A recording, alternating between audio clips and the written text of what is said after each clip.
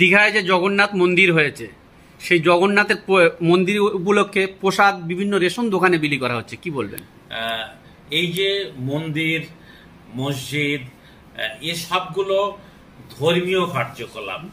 দীঘার যে জগন্নাথ মন্দির, সেটা সরকারি অর্থে না হলে আমরা খুশি হতাম।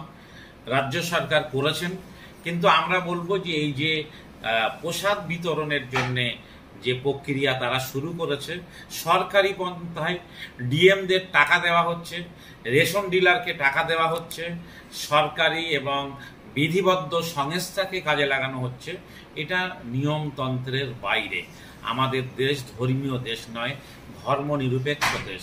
ধর্ম যে যার মতো করে পালন করবেন। সরকার সাধারণ মানুষের কল্যাণে, সামাজিক উন্নয়নে কাজ করবে। কিন্তু যখন দিচ্ছেন রাজ্য সরকার, আমরা রাজ্য সরকারকে বলবো মুসলমানদের বাড়িতে এই ধরনের প্রসাদ, ধর্মীয় প্রসাদ পাঠাবেন না। মুসলমানরা একত্ববাদে বিশ্বাসী। তারা আল্লাহর নামে উৎসর্গকৃত কোনো জিনিস ছাড়া তা অন্য কোনো জিনিসের নামে উৎসর্গ করাকে গ্রহণ করে না। এ বিষয়টা না হলে ভালো হতো। মুসলমানদের বাড়িতে পাঠাবেন না।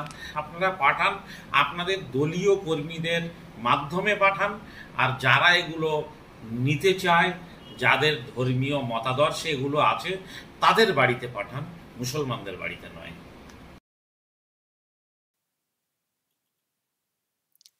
শুনলেন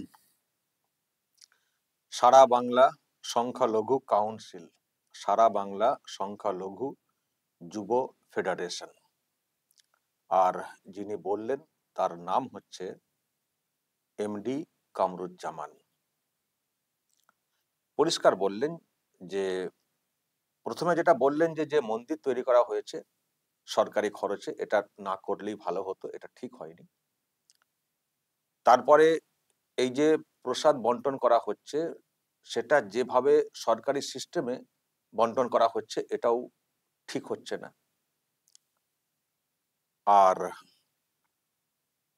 যখন পাঠাচ্ছেন পাঠান, কি আর বলবো, দলের যারা কর্মী তাদের মাধ্যমে পাঠালে ভালো হতো। পাঠাচ্ছেন পাঠান, কিন্তু মুসলমানদের ঘরে পাঠাবেন না। এক তো মন্দির করেছেন সরকারি খরচে, ঠিক হয়নি। দুই হচ্ছে এই যে প্রসাদ বন্টন করা হচ্ছে সরকারি খরচে, সরকারি সিস্টেমে, এটাও ঠিক হয়নি। দলীয় কর্মী বা এই সবের মাধ্যমে পাঠাতে পারতেন যদি আপনাদের আবেগ থাকে। তো এখন যা করছেন করুন, কিন্তু মুসলমানদের ঘরে এই প্রসাদ পাঠাবেন না, এটা কিন্তু পরিষ্কার বলেছেন এবং ব্যাখ্যাও দিয়েছেন যে মুসলমানরা তারা হচ্ছেন একাত্মবাদে বিশ্বাসী। আল্লাহকে যেটা উৎসর্গ করা হয় সেটাই একমাত্র গ্রহণ করেন, বাকি না। ফলে তাদের ঘরে এই ধর্মীয় প্রসাদ পাঠাবেন না। এবার কি বলবেন, কি করবেন দিদিমণি, মুখ্যমন্ত্রী? সারা বাংলা সংখ্যালঘু যুব ফেডারেশন, এবং যিনি বললেন ইনি কিন্তু সংখ্যালঘু সম্প্রদায়ের কাছে খুব পরিচিত মুখ, এমডি কামরুজ্জামান। যখন ইনি পরিষ্কার বলছেন ধর্মীয় প্রসাদ পাঠাবেন না, ওই দীঘার জগন্নাথ মন্দিরের নামে যেটা পাঠাচ্ছেন রেশন সিস্টেমে, এবার কি করবেন মুখ্যমন্ত্রী? এবার কি করবেন? ওদিকে তো হালাল প্রসাদ নিয়ে তো একটা অন্য বিতর্ক তৈরি হয়েছিল, যে প্রসাদ যে বন্টন করা হচ্ছে সেটা নাকি হালাল সিস্টেমে, মুসলিম সম্প্রদায়ের লোকজনদের মাধ্যমে সেই প্রসাদ তৈরি করা বা দেওয়া হচ্ছে, এই নিয়ে তো একটা বিতর্ক তৈরি হয়েছিল। কিন্তু যারা হালাল খান, অর্থাৎ মুসলিম সম্প্রদায়, তারা বলছেন এই প্রসাদ আমাদের বাড়িতে পাঠাবেন না। এবার কি করবেন মুখ্যমন্ত্রী? প্রিয় দর্শক, আমি শফিকুল ইসলাম এবং আপনারা দেখছেন আরামবাগ টিভি। এখন দর্শক কি বলবেন? দেখুন, এই যে প্রকাশ্যে বলেছেন, মিডিয়ার সামনে ক্যামেরা চলছে, তার সামনে বলেছেন যে ধর্মীয় প্রসাদ পাঠাবেন না, হয়তো যারা হিন্দু সম্প্রদায়ের আছেন তাদের হয়তো শুনতে খারাপ লাগতে পারে যে প্রকাশ্যে বলা হচ্ছে ক্যামেরার সামনে প্রসাদ পাঠাবেন না, এ তো অসম্মান করা হচ্ছে, হয়তো বলবেন আপনারা। কিন্তু বলুন তো, ওনারই বা কি করার আছে? প্রত্যেক ধর্ম এক একটা সিস্টেমে চলে, এক একটা ভাবনা থেকে চলে। তো যখন দেখা যায় যে ধর্মের সঙ্গে ধর্মের ঠোকাঠুকি করে দেওয়া হচ্ছে, সব একসঙ্গে তালগোল পাকিয়ে দেওয়া হচ্ছে, বলছি কেউ শোনার নেই, আস্তে করে বলছি, অন্যভাবে বলছি, শোনার নেই, তখন তো প্রকাশ্যে তো বলতেই হয়, তাই না? তখন তো প্রকাশ্যে প্রেসকে ডেকে বলতেই তো হয়, না হলে তো শুনবেই না। হয়তো সেই জন্য বলছেন। এটাকে যদি কেউ বলেন যে এটা একটা অপরাধ হয়েছে, প্রসাদ সম্পর্কে প্রকাশ্যে কেন বলবেন, নেব না, একটা ধর্মকে ছোট করা হলো,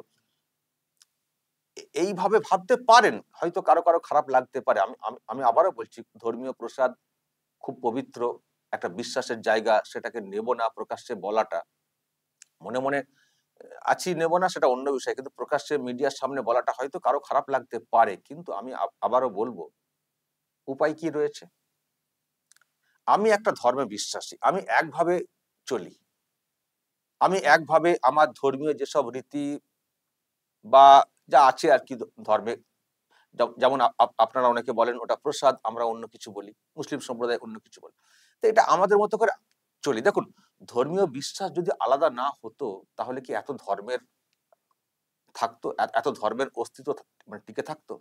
থাকতো? এত ধর্ম এক্সিস্ট করতো?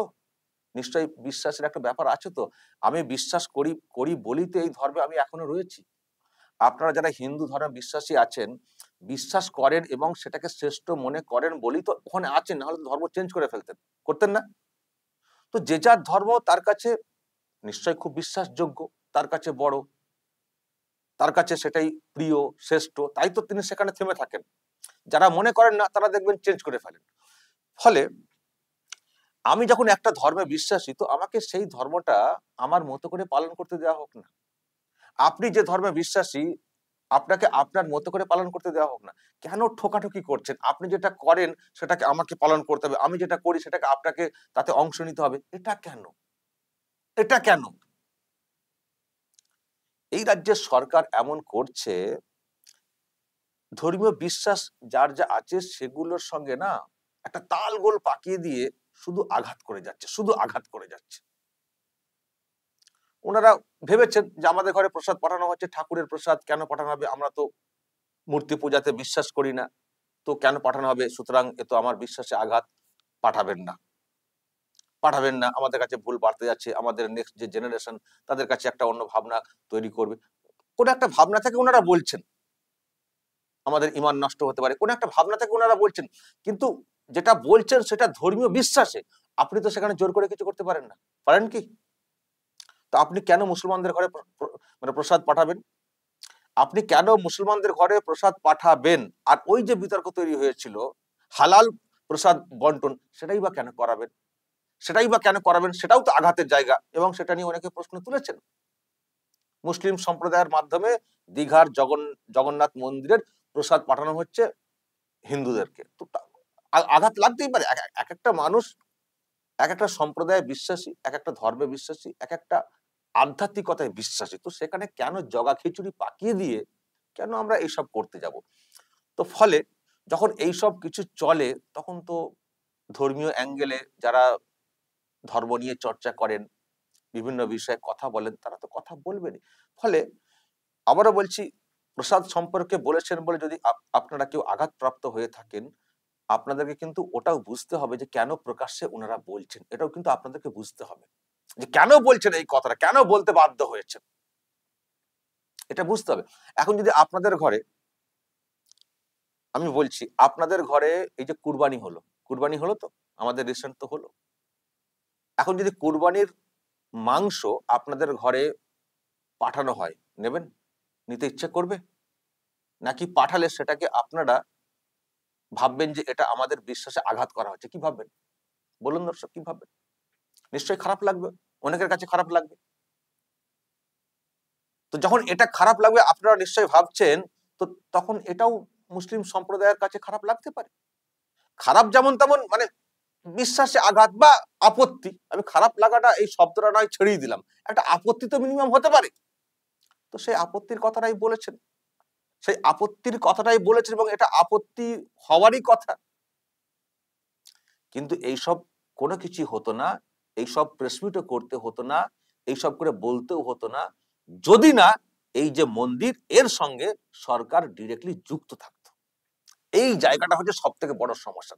যদি কেউ অন্য মন্দির করতেন, লোকজন মিলে একটা সংগঠন তৈরি করে, একটা ট্রাস্ট গঠন করে করতেন, মন্দির হতো, তার প্রসাদ হতো, সেটা বন্টন করা হতো, তাদের লোকজনদের মাধ্যমে হতো, এইসব প্রশ্ন কি উঠতো? এইসব এইসব বলার কোনো জায়গা কি পেতেন? এই কামরুজ্জামান যে কথাটা বলেছেন, এইসব বলার কোনো জায়গা পেতেন? কেন পেয়েছেন? সরকারি উদ্যোগ। যখন সরকারি উদ্যোগে কিছু হয় তখন আপত্তি করার অধিকার প্রত্যেকটা মানুষের আছে, প্রত্যেকটা মানুষের আপত্তি করার অধিকার আছে, কারণ সরকারি খরচে এই সবগুলো করা হচ্ছে। আর সরকার কেন করবে মন্দির মসজিদ গির্জা, কেন করবে? সরকার তো এগুলো তো করার তো কথা না, কেন করবে? সরকারি অর্থ মানে সবার অর্থ, সব ধর্মের মানুষের অর্থ। তাহলে সব ধর্মের মানুষের অর্থ নিয়ে কোন একটি সম্প্রদায়ের একটা ধর্মীয় প্রতিষ্ঠান কেন তৈরি করবে? তখন অন্য ধর্মের লোকেরা বলবেন না, আপত্তি জানাবেন না?